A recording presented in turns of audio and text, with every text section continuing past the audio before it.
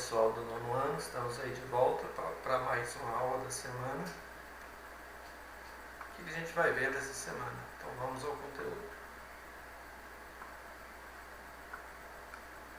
A gente estudou já, tá? Ondas mecânicas. Agora a gente vai ver ondas eletromagnéticas.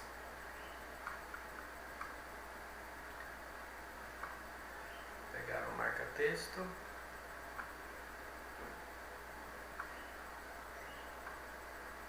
Vamos lá. Apresentação. Então, ondas eletromagnéticas. Você terá como expectativa de aprendizagem classificar as radiações eletromagnéticas por sua frequência, por suas frequências, fontes de aplicações, discutindo e avaliando as implicações de seu uso em controle remoto, telefone celular, raio-x, forno de micro-ondas, fotocélulas, etc. Então essas ondas, a gente já viu ondas mecânicas. Essas ondas mecânicas, elas são, tá? Elas precisam de um meio material para se locomover, né? A minha voz, para chegar aos meus ouvidos, é uma onda mecânica, então ela precisa de um meio material para chegar até os seus ouvidos. No caso seria o que? O ar. Já as ondas eletromagnéticas, elas não precisam de um meio material para se locomover. Então vamos ver como é que elas funcionam. As ondas mecânicas que vimos anteriormente está relacionada ao som. A parte da física que estuda o som se chama acústica. As ondas eletromagnéticas estão relacionadas à luz. A parte da física que estuda esse fenômeno da luz se chama óptica. Vamos lá? Ondas eletromagnéticas. As ondas eletromagnéticas fazem parte do cotidiano, tanto com luz visível quanto em outras aplicações. O som é uma luz mecânica, ou seja, precisa de um meio para se propagar. O olho humano é sensibilizado por ondas eletromagnéticas, cujas frequências ficam entre 4,3 vezes 10 a 14ª GHz e 7,5 vezes 10 a 14ª GHz. Essas ondas dessa faixa, chamada luz visível, estão sendo representadas pela figura abaixo. Então a luz visível é aquela luz que o olho humano consegue captar.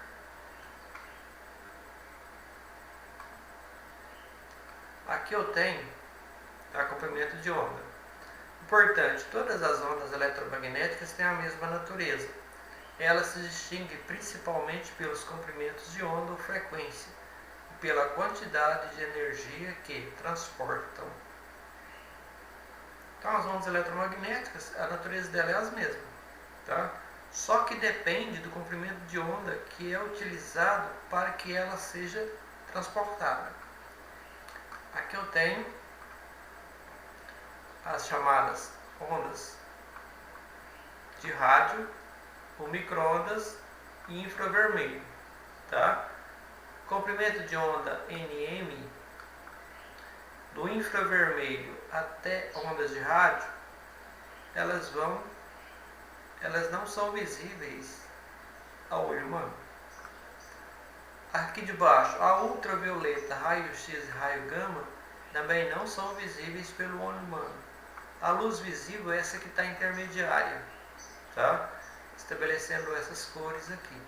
O olho humano consegue captar, então, chamado de luz visível. Aqui eu tenho a onda, sistema de onda que está aqui, tá? A medida em kHz vai de 10 elevado a 1 até 10 elevado a 26ª. Eu tenho radiação não ionizante e radiação ionizante. Ondas baixas, as ondas de rádio, micro-ondas. Dentro da visível tem infravermelho, ultravioleta, não são visíveis também. E aqui a luz visível, que comprimento vai de 700 nm a 400 nm, ok? Raio X e os raios gama. Aqui eu tenho a representação atômica de um átomo. Então isso é a questão das ondas eletromagnéticas. Lembrando que elas não precisam de um meio material para se locomover. Ondas de rádio. As ondas de rádio são ondas eletromagnéticas, ou seja, são ondas formadas pela oscilação simultânea de um campo elétrico e de um campo magnético, perpendiculares entre si. No entanto, existem vários tipos de ondas eletromagnéticas. Além das ondas de rádio e TV, também temos micro-ondas, raios infravermelhos, radiação visível, que é a luz, raios ultravioletas, raios X e raios gama. O que diferencia uma onda eletromagnética da outra é o seu comprimento de onda, lambda. Isso é, a distância entre dois picos consecutivos de uma onda. No dia a dia lidamos com estes vários tipos de onda. Algumas são claramente perceptíveis, como a visível, que é captada pelos nossos olhos. Já outras precisam de aparelhos especiais para sua detecção. Entre elas estão as ondas de rádio AM e FM, que são, na verdade, raios hertzianos. Estes raios, em forma de radiação, apresentam baixa energia e sua recepção e transmissão são feitas por antenas. Em sua faixa de radiação estão também as ondas de TV. As ondas de rádio têm comprimento de 3 × 10 à oitava nm e até 3 × 10 à 17 nm. São utilizadas para transmissões radiofônicas, incluindo as ondas médias, curtas e longas. Além disso, não é só o ser humano que transmite esse tipo de onda. Também as estrelas e as nebulosas também as emitem, sendo captadas por radiotelescópios e radiointerferômetros, permitindo assim seu estudo. Isto é mais imprescindível quando esses corpos celestes estão além da captação dos telescópios ópticos. Então, isso são ondas de rádio. São ondas curtas, transmitidas por antenas, né?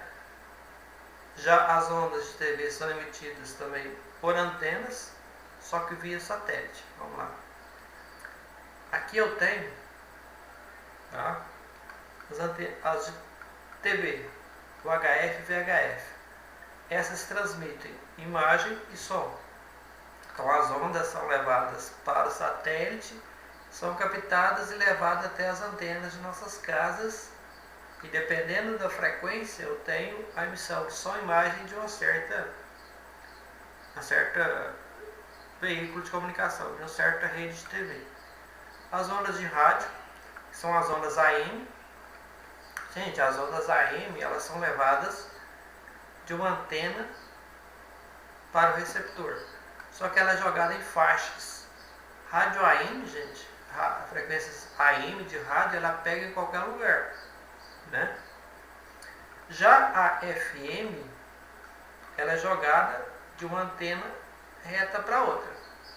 Um exemplo que eu já falei para vocês anteriormente, lá no início, sobre ondas, né? Falava sobre frequência modulada, que é rádio FM. Quando você está indo de carro, viajando de carro, você está indo numa região, de repente você desce, o som desaparece da rádio. Quando você volta, sobe de novo, o som volta para a rádio que você estava na frequência dela. Por quê? Porque ela é transmitida em linha reta, tá? Se você desce, aqui ela não pega. Quando você volta, ela começa a pegar de novo. Então as ondas, elas desaparecem quando você desce, quando você sobe, elas aparecem novamente. Micro-ondas. É comum utilizarmos o micro-ondas para aquecer alimentos, cozinhá-los, assar bolo, etc. Mas não podemos esquecer de que a radiação nos fornos de micro-ondas é muito perigosa, pois afeta diretamente os tecidos vivos. Por esse motivo, os fornos têm uma blindagem especial, que reflete as micro-ondas de volta para o interior do forno e não as deixa sair. A radiação eletromagnética produzida A região no espectro entre 1 mm e 30 centímetros é denominada de micro-onda. Esse tipo de radiação tem grandes aplicações práticas, por exemplo, para aquecer substâncias que são compostas principalmente por água.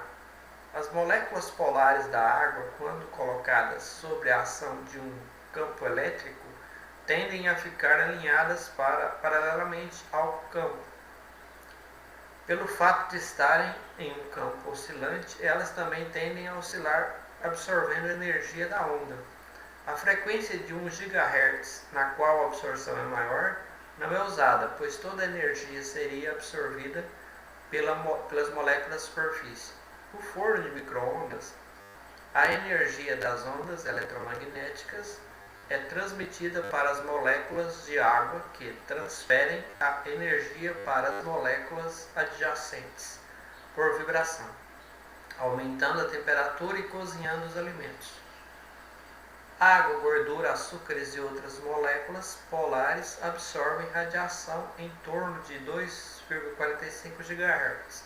Praticamente todos os alimentos que ingerimos são constituídos principalmente por água, o que permite com que parte da energia da onda eletromagnética dessa frequência seja transferida para estas moléculas. Como a energia é parcialmente absorvida, as ondas penetram no interior do alimento para cozinhá-lo por inteiro. Então, o micro-ondas é uma energia nociva porque ela ataca os tecidos, só que o sistema de micro-ondas lá do forno, ele é protegido por uma cápsula, tá? Então ali dentro, só quem vai ser atacado pelas micro-ondas é o que está lá dentro, no caso o alimento. Uma coisa muito interessante, o sistema de micro-ondas, ele só aquece ou cozinha parte líquida, parte sólida não, né? E a indústria, a tecnologia industrial, ela adaptou alguns materiais, alguns plásticos e vidros para que suportem essas micro-ondas. Dependendo do recipiente que você coloca no micro-ondas, do vidro, por exemplo, ele explode, tá? Ele não aquece, mas ele explode devido a micro-ondas. E o plástico também ele derrete, ok? Isso depende. E o sistema de micro-ondas ele é muito rápido, né? Você coloca lá uma água para aquecer, você coloca lá 10 segundos, ela está super quente já. Tá? Então é um sistema muito rápido de aquecimento e cozimento de partes líquidas. Ele não aquece partes sólidas, né? Você coloca lá um alimento que ele tem parte líquida e sólida. A parte sólida fica fria e a parte líquida super quente. Vamos lá? Aqui está o micro-ondas. Ele funciona, tem a cavidade onde é colocado o alimento, tem um prato giratório. Por que esse prato giratório? Porque ele tem que girar, né, para que as ondas peguem todo o alimento, não pegue só de um lado. Então, quando ele gira, ele pega o alimento por inteiro, não só de um lado. Tá? Tem um ventilador que faz circular o ar dentro do micro-ondas, um guia de ondas e o magnetron, que é o produtor de ondas e a fonte de energia onde ele é ligado. Radiação infravermelha. O infravermelho é um tipo de radiação eletromagnética que apresenta frequência menor que da luz vermelha e por isso não está dentro do espectro eletromagnético visível. Por esse motivo, essa radiação não pode ser percebida pelo olho humano. O infravermelho possui comprimento de onda entre 1 mn, 1 vezes 10 a menos 6 m e 1 mm, 1 vezes 10 a menos 3 m. Não é uma radiação ionizante, ou seja, não oferece riscos à saúde humana. Radiação infravermelha tem origem na vibração molecular, que gera oscilações nas cargas elétricas constituintes dos átomos e provoca a emissão de radiação. Por isso, esse tipo de radiação está associado ao calor. Um exemplo disso é que ao colocar a mão nas proximidades de uma chapa de ferro quente é possível sentir o calor. Isso ocorre por causa da recepção do corpo às ondas de infravermelho, produzidas pelo corpo aquecido. Aplicações do infravermelho. Pode ser usada para detectar a temperatura dos objetos distantes e por essa razão é muito útil à astronomia. Mísseis teleguiados são programados para seguir a radiação infravermelha das turbinas de aviões inimigos. As fotografias térmicas são utilizadas na medicina para diagnosticar, por exemplo, a aterosclerose, que é o bloqueio dos vasos sanguíneos. Isso é possível porque a região mais irrigada apresenta menor temperatura. A região mal irrigada apresenta menor temperatura, emitindo, portanto, menos radiação infravermelha que as regiões irrigadas normalmente. Os controles remotos enviam as informações aos receptivos receptores por meio da radiação infravermelha. Qualquer que seja a temperatura de um corpo, ele emite ondas na região do infravermelho. Animais como as cobras possuem a capacidade de enxergar esse tipo de radiação e assim pode caçar suas presas mesmo no escuro. Então a infravermelha é uma onda que não conseguimos ver com o olho humano, tá? Ela é uma radiação ionizante. Ela não oferece riscos à saúde. O que oferece risco à saúde é não ionizante, tá? Tem origem no processo de vibração molecular. Ela funciona, ela detecta, né, temperatura, tá? Seriam essas oscilações de cargas elétricas, positiva e negativa. Ela é utilizada aonde? Na astronomia, né, que detecta a temperatura de objetos distantes. Em mísseis, porque vou liberar um míssil de captura. Ele vai ser teleguiado, ele vai ser pelo aquecimento do motor ou das turbinas de um avião do inimigo. Fotografias térmicas são utilizadas pela medicina, né? O infravermelho é jogado no meu corpo, as áreas mais irrigadas, o infravermelho entra em ação e as menos irrigadas, ele não oferece luz infravermelha. Controle remoto, ele funciona por infravermelho, né? Você deixa lá o stand-by da sua televisão ligado, você aciona o controle remoto, ele tem uma luzinha na ponta, aquela luz é uma luz infravermelha, ela vai e aciona, né, o stand-by da sua televisão, ela funciona, aumenta o volume, desliga o aparelho, etc. Tá? Controle remoto também daqueles carrinhos infravermelho também. Tá? Citou aqui o exemplo das cobras, né? Sabemos que as cobras têm hábito noturno e a visão delas não é muito desenvolvida, ou é pouco desenvolvida. Ela usa o infravermelho para procurar suas presas. Ela tem uma língua, né, a língua bífida, ela é bifurcada, e ali ela capta, tá, a luz, o calor emitido pelos corpos de suas presas. Ok? Isso aí é infravermelho. Aqui está, né? O infravermelho captou essa parte que seria a parte mais aquecida do corpo, onde os vasos sanguíneos estão em ação, tá? E as partes menos aquecidas do corpo. Radiação ultravioleta. De toda a energia do Sol que chega à superfície da Terra, por volta de 9%, corresponde à radiação ultravioleta. Trata-se de um tipo de radiação eletromagnética com comprimento de onda de 200 a 400 nm e de frequência maior que a luz visível. Está aí o nome ultravioleta, pois a violeta é a cor de maior frequência que a visão humana consegue enxergar. A radiação ultravioleta, ou simplesmente UV, é a mais energética entre aquelas emitidas pelo Sol. E por isso apresenta mais perigos para diversas formas de vida da superfície terrestre. Mas, felizmente, Contamos com uma importante proteção contra os malefícios provocados pela incidência desses raios, que é a camada de ozônio, representada por O3, três moléculas de oxigênio. Essa camada forma-se na atmosfera terrestre entre 12 e 32 km de altitude aproximadamente, e atua como escudo, impedindo que a maior parte da radiação ultravioleta alcance a superfície do planeta. A radiação ultravioleta pode ser classificada em três tipos: UVA, UVB e UVC. Os raios UVA têm um comprimento de onda de 320 a 400 nm e são os de maior incidência na superfície terrestre, uma vez que não são absorvidos pela camada de ozônio.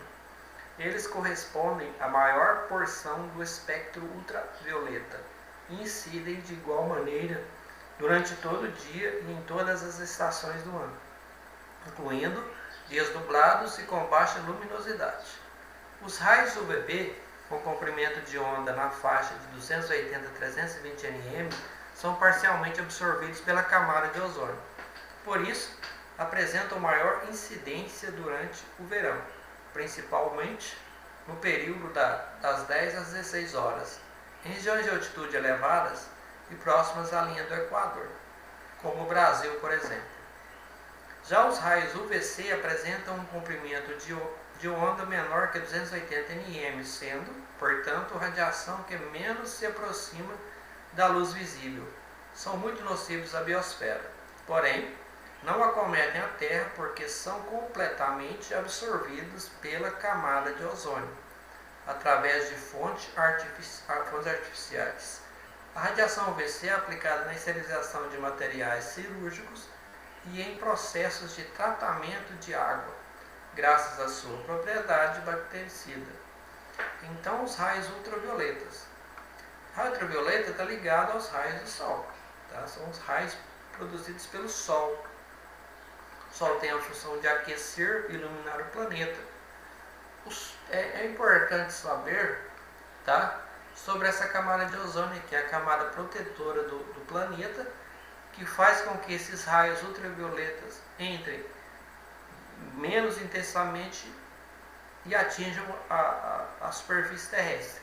Tá? Mas, infelizmente, sabemos que essa camada de ozônio está sendo destruída e, obviamente, está entrando mais raios UVA, UVB e UVC no planeta, na superfície terrestre. Isso está causando malefícios aos seres vivos. Né?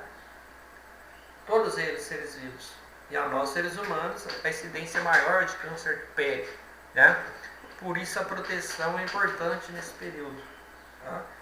O sol também ele é importante para a nossa saúde, porque ele é a fonte de vitamina D. Né? Vamos lá. Aqui está o sol, aqui seria a camada de ozônio, né? Reflete, bate e volta entre a quantidade essencial, bate e volta e fica a quantidade X de raios do sol aqui, né? Com a destruição da camada de ozônio está entrando a maior quantidade e devido à retenção de poluentes aqui, né? Graças ao processo de queimadas, processo industrial, fica retido mais ar quente aqui dentro, efeito estufa. Esse é assunto lá para geografia. Raio-X. Raio-X é um tipo de radiação eletromagnética com frequências superiores à radiação ultravioleta, ou seja, maiores que 10 elevado a 18º GHz. A descoberta do raio-X e a primeira radiografia da história ocorreram em 1895 pelo físico alemão Wilhelm Conrad Röntgen. Fato este que ele deu o Prêmio Nobel de Física em 1901. Foi durante um estudo da luminescência por raios catódicos em tubo de Crookes que Conrad descobriu esse raio. A denominação raio-X foi usada por Conrad porque ele não conhecia a natureza da luz que tinha acabado de descobrir, ou seja, para ele, tratava-se de um raio desconhecido.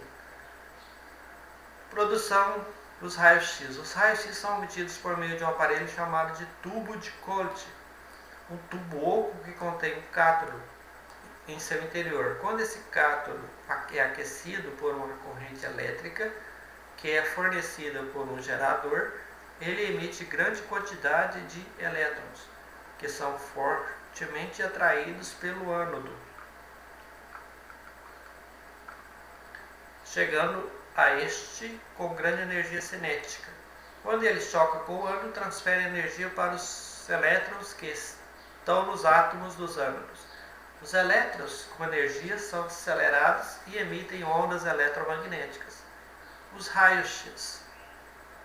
Por meio de estudos sobre o raio-x, Röntgen verificou que eles têm a propriedade de atravessar materiais de baixa densidade, como os músculos do corpo humano, e são absorvidos por materiais com densidades mais elevadas, como os ossos. Por causa dessa descoberta, esses raios passaram a ser largamente utilizados para a realização de radiografias. Hoje o raio-x possui vasto campo de aplicação, pois são utilizados, por exemplo, no tratamento de câncer, na pesquisa sobre a estrutura cristalina dos sólidos, na indústria e em muitos outros campos da ciência e da tecnologia. Os raios-x propagam-se com a velocidade da luz e, como qualquer outra onda eletromagnética, estão sempre sujeitos aos fenômenos da refração, reflexão, difração, polarização e interferência. Então, os raios-x que conhecemos aí, né? Quando a gente tem algum problema, os ossos, é feito esse raio-x. O raio-x tem a frequência de luz é muito rápida. A velocidade da luz 300 milhões de km por segundo. 300 milhões de metros, 300 milhões de metros de quilômetros de metros por segundo. Então é muito rápido. Então ela tem a tendência de vazar pele e músculos e carne, mas ela não vaza o osso.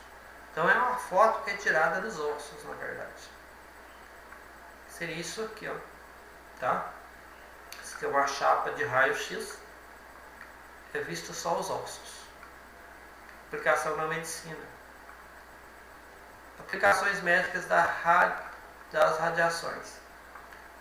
Ressonância magnética nuclear, tomografia, ultrassonografia e radiografia. Radioterapia.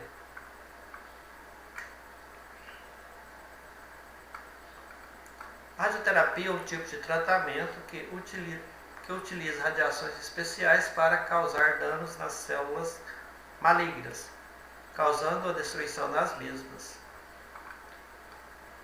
Que seria aquele processo, né, para matar, destruir ou enfraquecer células cancerígenas. A radioterapia.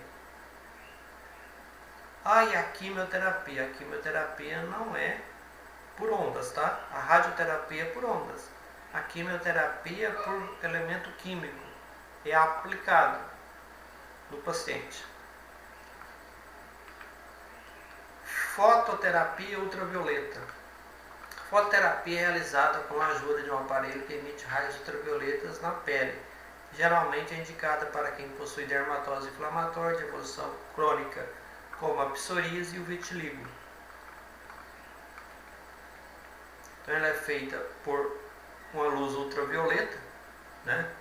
Utiliza a cor violeta de grande intensidade para que essa luz, trate doenças de pele.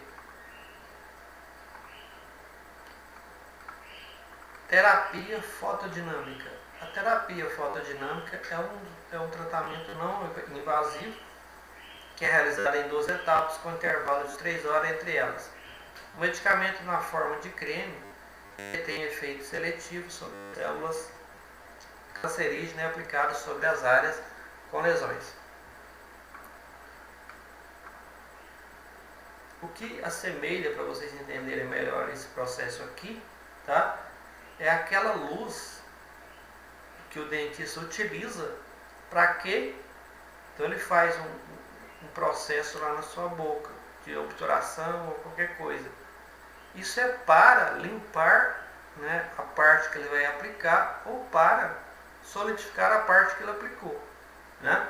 Mas muitas das vezes é utilizado para tratamento do câncer também, tá? É aplicado diretamente nas áreas de lesões, tá? Não é basicamente o mesmo que é utilizado pelos dentistas, só que o dentista utiliza para outros fins. Cirurgia laser. A cirurgia refrativa laser é aquela que corrige erros de refração, ou seja, imperfeições que afetam a visão, miopia, hipermetropia e astigmatismo. Atualmente, a moderna cirurgia refrativa é realizada por meio de um equipamento, um sistema de laser que emite um tipo específico de laser, o excimer laser. Essa cirurgia é feita mais no olho, cirurgia laser, pelo olho ser muito sensível.